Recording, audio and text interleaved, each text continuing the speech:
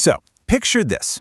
You're sitting in a dimly lit room, completely safe and sound, right? Yet your heart is just racing. Your palms are sweating. You are absolutely terrified of something that, statistically speaking, is almost impossible. Welcome to This Explainer. Today, we're diving deep into a cinematic journey through your own mind. We're going to unpack the hidden psychology behind human fear and really explore exactly how our brains process danger, risk, and, well, the entire world around us. You know, we often like to think of ourselves as incredibly rational creatures, but as we're about to see, the ancient wiring in our heads tells a completely different story. Let's get right into it. Let's start by looking at two super common scenarios. First up, a fear that grips literally millions of people. Boarding a flight. I mean, some folks get intense anxiety just walking through the airport terminal. But contrast that with the everyday, totally mundane act of driving a car. You probably jump into your seat, take a sip of coffee, mess with the radio, and merge onto a busy highway without your pulse raising a single beat. But here's the fascinating twist. Statistically speaking, for an individual journey, driving is generally far riskier than flying. No question. Yet millions are absolutely terrified of airplanes while casually grabbing their car keys every single morning. So this brings us to the core mystery of our explainer today.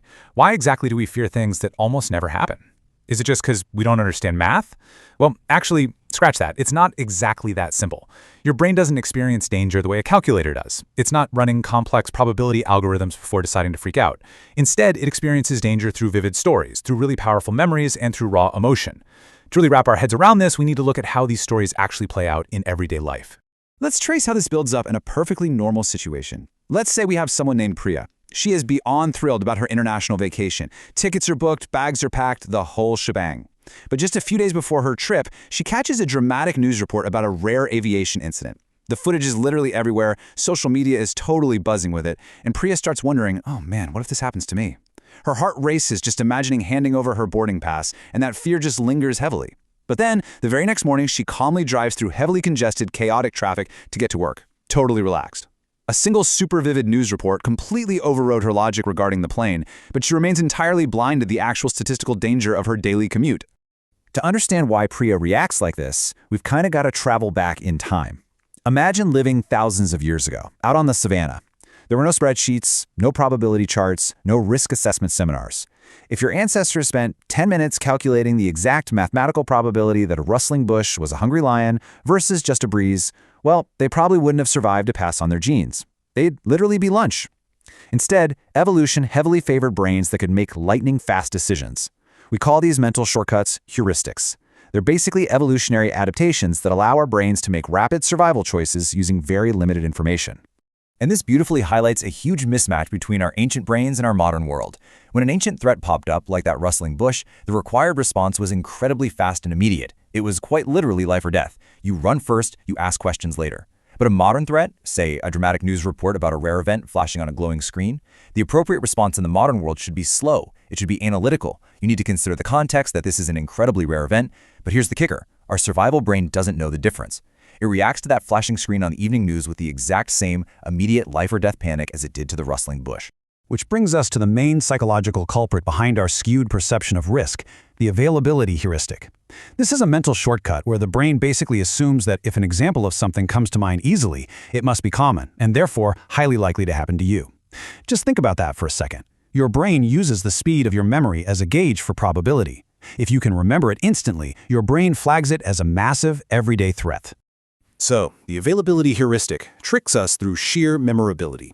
When an aviation incident happens, it is dramatic. It's covered globally. It's deeply analyzed. There are investigations, full-blown documentaries, endless discussions online. It leaves a massive, unforgettable imprint on our minds.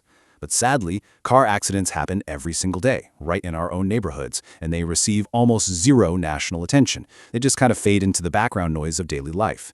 Because the plane crash is so much easier to recall, the availability heuristic tricks your brain into vastly overestimating its frequency. Let's actually test this out right now. I'm going to throw two headlines out there, and I want you to notice which one naturally grabs your attention first. Headline A, thousands of flights landed safely today. Or headline B, one aircraft makes emergency landing. I would bet that almost all of you focused immediately on the second headline. Even though headline A represents the vast, overwhelming reality of daily aviation, headline B is the one that really hooks our emotional attention. Emotion entirely dictates our mental focus. Now, if you found yourself staring at that second headline, don't worry, your brain isn't broken, I promise. You are simply experiencing what we call negativity bias. This is the deeply ingrained human tendency to naturally pay way more attention to emotionally charged, threatening events rather than routine, boring safety. It's not a character flaw. It's actually a wildly successful ancient evolutionary mechanism. Your ancestors who paid close attention to threats, they survived. The ones who just sat around appreciating how safe everything was, well, they didn't make it. Your brain is literally wired to hunt for the negative because, historically speaking, the negative could kill you.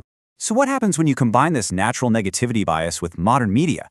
You get a seriously potent formula. Take an event that is rare, make it shocking and unexpected, and boom, it becomes highly memorable.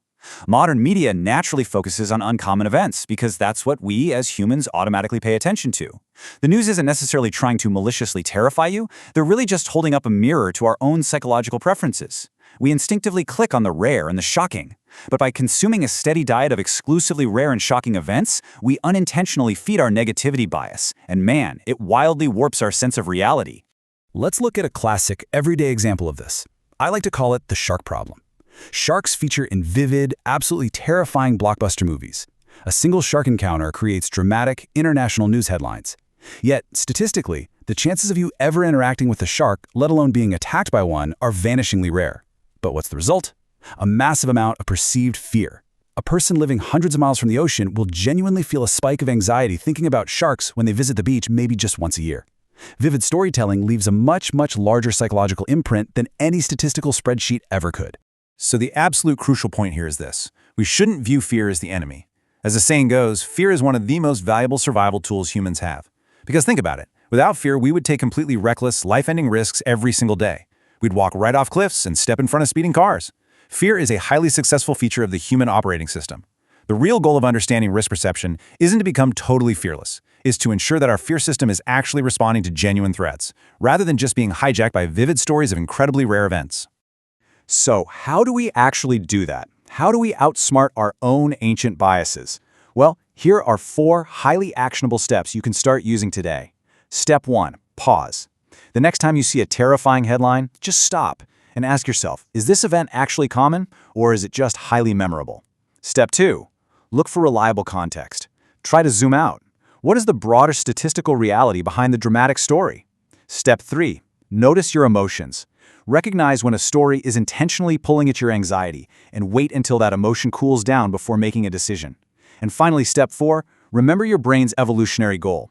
It just wants to keep you alive, not calculate exact mathematical odds. Honestly, just knowing that gives you back so much of your power. And that leads us to our final thought for this explainer. The really remarkable part about being human isn't that we feel fear. It's that we have the cognitive ability to recognize our own mental shortcuts, to reflect on them, and to actually step back. The greatest human ability isn't eliminating fear, it's understanding it.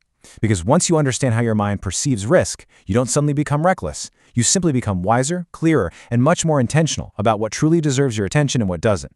So next time your brain hits the panic button over something incredibly rare, you'll know exactly why, and you'll know exactly how to handle it.